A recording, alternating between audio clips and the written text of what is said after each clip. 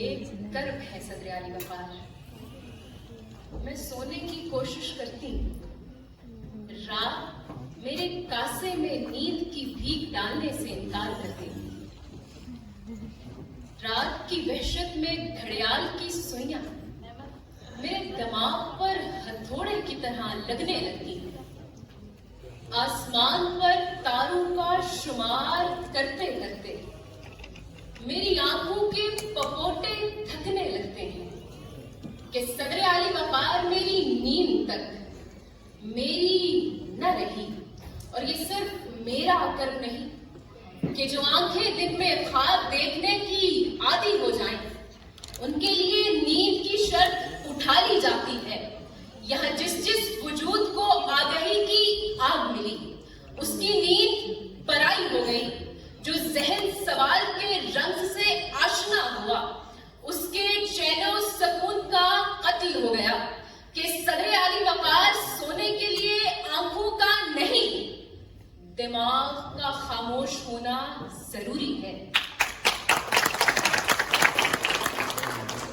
جب ذہن کے دریچوں میں صدائے حال پڑنے لگے تو نیند کا آنا خواب بن جاتا ہے کہ صدر علی وقار جو کچھ نہیں جانتے وہ لمبی تان کر سوتے رہے، اور جاننے والوں کی صدا زہر کے جام بھی خاموش نہیں کروا سکتے، ورنہ سقراط مر گیا ہوتا۔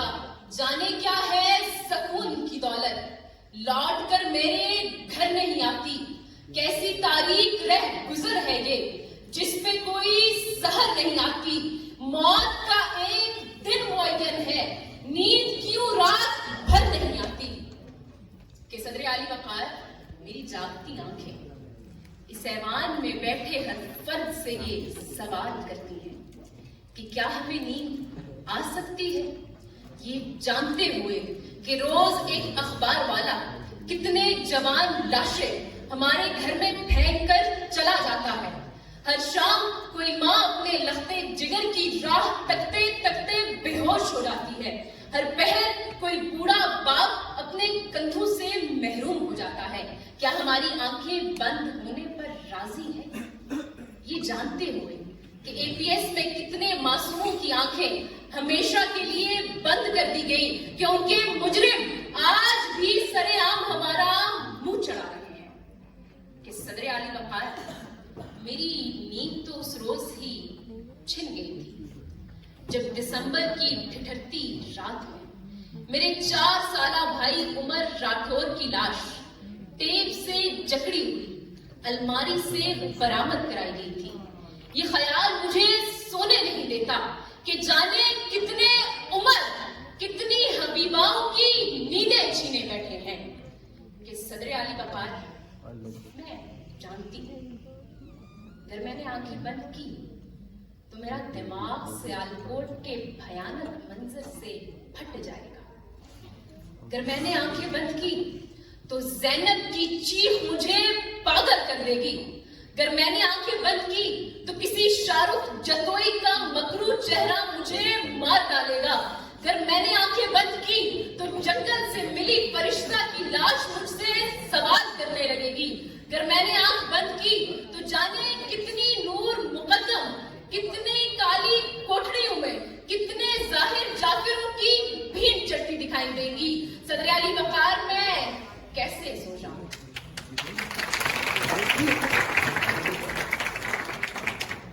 میں جانتی ہوں اگر میں نے آنکھیں بند کی میں کس طرح سے سو پاؤں گی، کہ کتنی فٹ پاتھ پہ جوان زندگیاں وقار بھوک کے مارے سو نہیں پاتی، ہسپتال میں علاج کے وسائل نہ ہونے کی وجہ سے کتنی زندگیاں درد میں تڑپ رہی ہیں۔